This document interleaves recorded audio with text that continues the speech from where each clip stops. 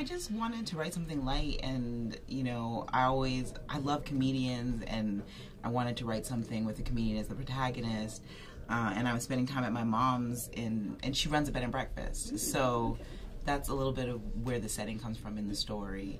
And then I just, you know, I sat on the script for a while because I made a few other films, and then I was like, I really want to make this. You know, I have some time this year, and just started hitting people up.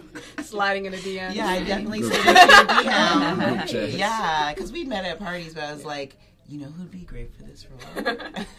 And we went out to Sashier because we'd not met. Yeah. But I DM'd her, and I made someone group text us. And then it just all came together really quickly, and before we knew it, we're shooting. I grew up loving romantic dramas, you know, romantic comedies and dramas, and yeah, I guess for a while it was. People are saying it's like out of fashion, but I'm like, how? How? Yeah.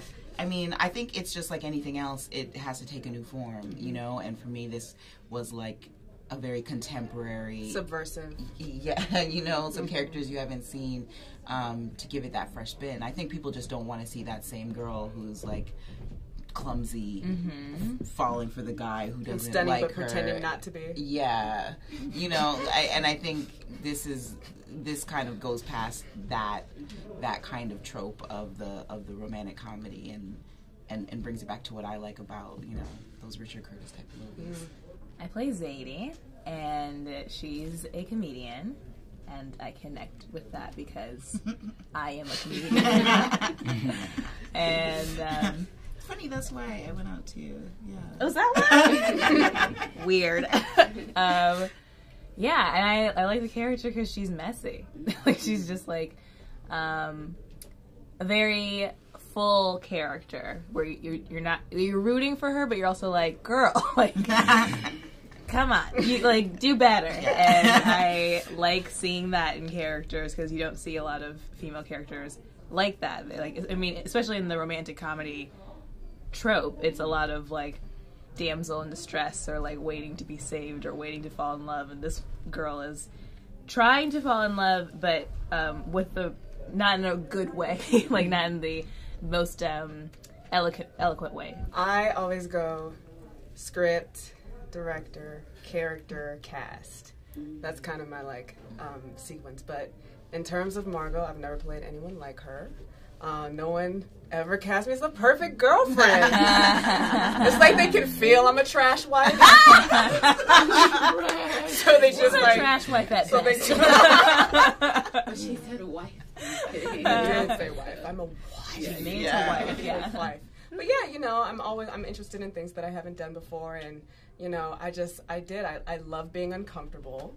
And I really responded to the story overall, and got really, really excited by whom was going to be telling it, and who I'd be telling it with. I'm glad I can be what like Gina Prince Bythewood was to me, you know, like to be able to do what you love, and if it inspires younger people to do it, I mean, there's nothing better, because you kind of do have to see it to feel like you can step into that, and that it's not a fantasy. It's not like you know, it's not just a dream. It can be like a real, actual thing that you're doing, and I think you need to have that like image, that tactile thing you can like touch and see, so you feel like, yeah, I can do this. So it's nice to be able to be that for other people that, you know, have been that for me. You've also jumped like from the studio space to the indie space, which is really encouraging.